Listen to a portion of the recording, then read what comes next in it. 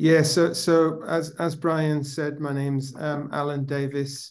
I currently lead the Mesh platform, which is a community of practice and online hub for community engagement within the Global Health Network. So I've been working in community engagement for about 20 years now, and I've been used to starting presentations with engagement is increasingly recognized as important for global health research. But now, as you can see from this quote by Ted Ross of the WHO, community engagement is now considered to be the heart and soul of global health research, ensuring that our efforts are not only scientifically sound, but also socially relevant and culturally sensitive. So a nod there, not only to the contribution that community engagement can make to the rigor of science, but also a nod to how important it is for yes, social relevance and cultural sensitivity of research. So engagement is now demanded by funders, and that's not only as an engagement strategy that works alongside a research project, but it's also demanded upfront to inform the application form and to inform the proposal for engagement. There you see I've cut and pasted two phrases from the application forms of the NIHR funding application and the Wellcome Fellowship application. They both really demand engagement. So it's something that is really essential by now in order to gain funding to do any research, any global health research. So the work I'm going to present today is basically drawn from this course, which is a free online course that's hosted on Mesh and the Global Health Network. It was co-funded by NIHR and Mesh, and is freely available to everyone. So I guess given that, as far as I'm aware, there are no guidelines to for engagement with research in AI and health specifically. My talk and Lewis at the end, our talk will be based on basic principles of engagement and stakeholder engagement, which can be drawn upon for research in AI and health. So I guess the first thing that one might see if they're seeing community engagement for the first time is the plethora of terminology that surrounds this field of work. They vary from community dialogue, stakeholder engagement, GPP, PPI, engaged research, GPP, EP, good participatory practice, public engagement. There's a whole host. And there might be some slight differences between each of them, but they're all overlapping. And the terms are also a bit ambiguous. So if you take terms like community, public, stakeholder, engagement, and involvement, they're all contested terms with no universal definition. For example, if we asked, what's meant by community, it could be people living in a specific geographic area, it could be people from a specific religion, it could be from a specific ethnicity, or people with a common interest, like you see Liverpool football supporters here, or a community of people sharing health conditions.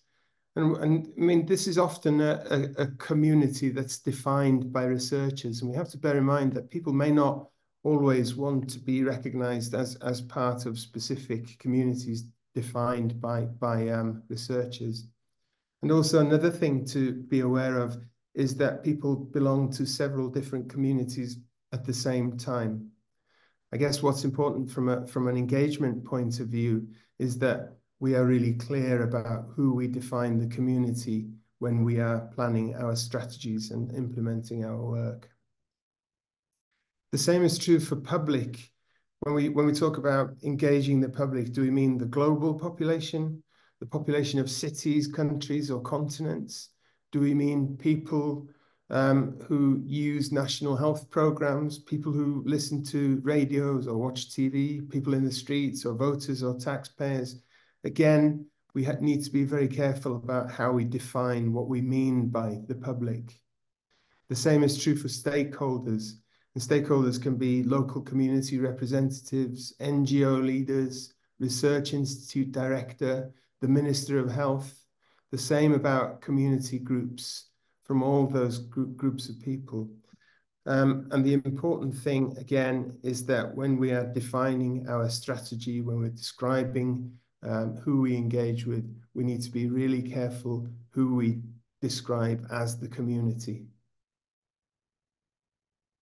So from the training course I mentioned early at the start of this presentation, there are three excuse me, definitions which might be useful. And these are working definitions from a research point of view. I should stress that these are not universal definitions, but they might be useful for you as you're thinking about who your stakeholders, who your community or your public might be. So stakeholders, according to this definition, are people who have an interest in or influence what research is done and how it's done. The community comprises the people who are affected by research, whether they take part in it or not. And they may also be stakeholders. And the public are a broader group of people which the community and stakeholders are part of, who may have a general interest in the research and its role in society. I say may have an interest, they also may not have an interest in the research. So now we've looked at who the audience might be. If we looked at these terms, what's meant by engagement and involvement? And again, these are contested terms with no universal definition.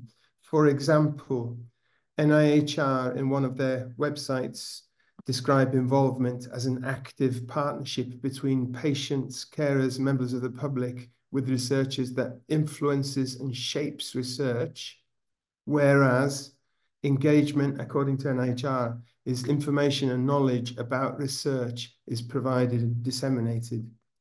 So that's really different to what you might find in the community engagement literature. This is one definition of engagement, meaning inclusive participation that supports mutual respect of values, strategies, and actions for authentic partnership. So the difference between engagement over those two definitions are really different. So again, really important that we're specific about what we mean. But one thing is from the course's point of view and my point of view, there is a difference between engagement and communication, where communication might be thought of like reading a newspaper where information is going in one direction, whereas engagement implies more of a two-way conversation, a two-way communication, which implies talking as well as listening. Another thing that might be useful for you is this is called the spectrum of participation.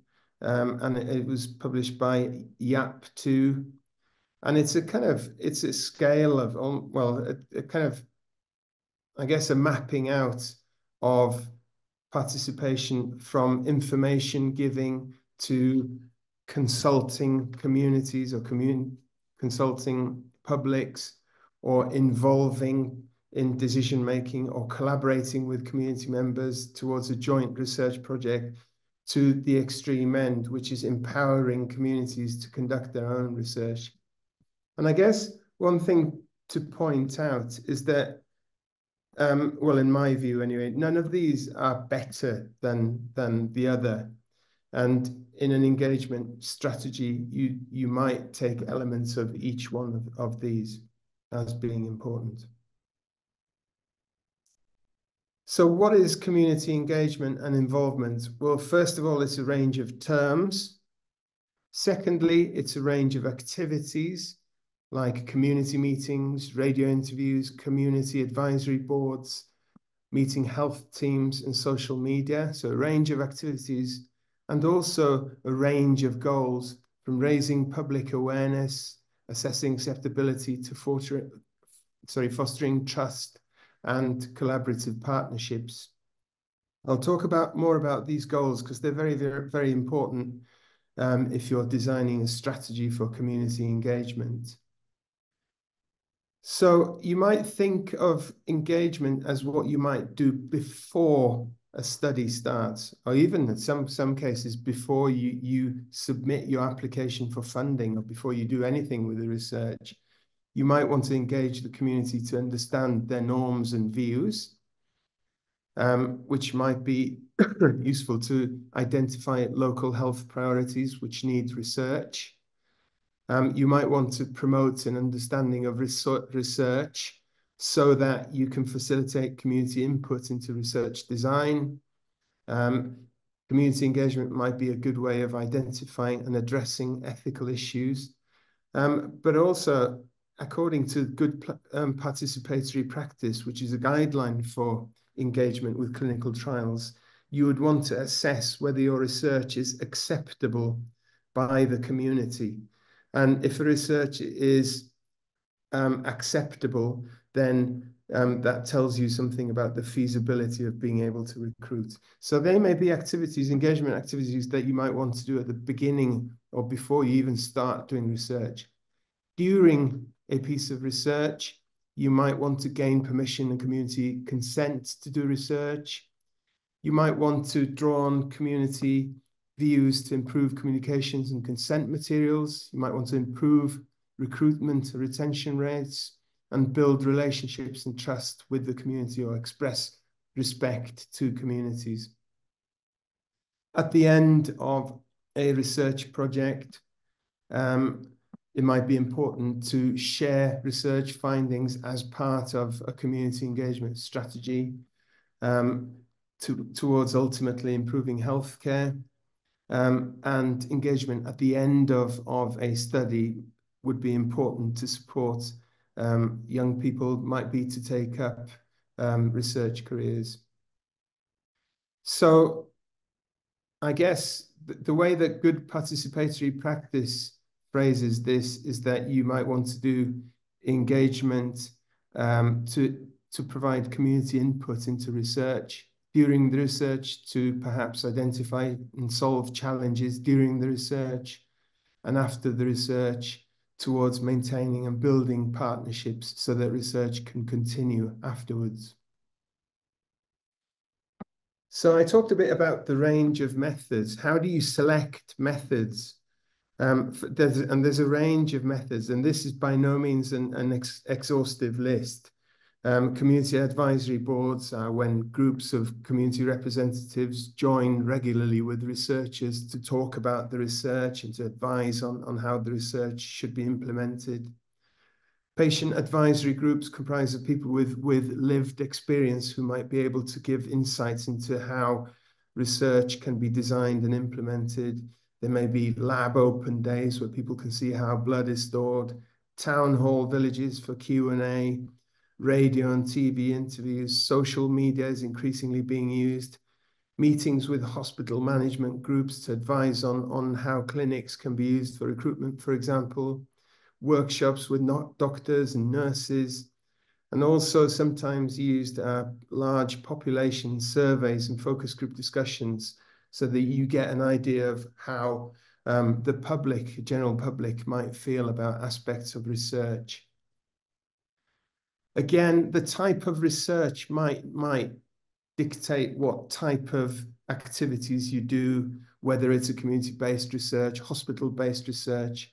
Also, the type of goal might help you decide the type of engagement method that you would use. For example, a community-based research, you might have a community advisory board, lab open days, town hall meetings, or radio interviews.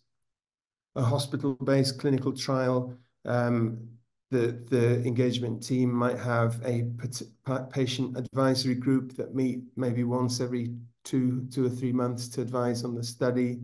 There may be radio or TV interviews to give the public an idea of the research, meetings with hospital management groups or nurses. Or in order to get public or community input into study design, you might use these methods like community advisory boards or talk to hospital management groups. I mean, this is another way that's increasingly being used to describe the type of research or type of engagement activities. On the left-hand side, you have deep engagement methods, and they're about having smaller meetings with smaller numbers of people, but over a longer period of time, in order to foster relationships so that people can openly give their views into research. They're often more participatory, more opportunities for mutual learning because of that built-up relationship, but there might be limited representative. In contrast to wider, more public-facing engagement, which are typically shorter encounters with greater outreach, perhaps they might be less participatory and more geared towards public awareness raising. So, for example, a social media posting towards recruitment might be considered a wide engagement activity. Community advisory boards that meet regularly would enable building up a relationship with community representatives and form more of a deep engagement activity. Similarly, with hospital management groups to foster that activity for joint decision making. Maybe laboratory open days and that kind of thing is short activities aimed at maybe community leaders or community members or schools. I guess the important thing is that a strong community engagement strategy would combine both wide and deep approaches so that you have methods of maybe creating awareness across a wider public, but also a means of drawing insights that can inform the research. So this is my last slide. So this course, this community engagement and involvement course was written by a group of authors, and it's been peer reviewed by engagement experts across the world, really, and it's free of charge. Yeah, so thank you very much.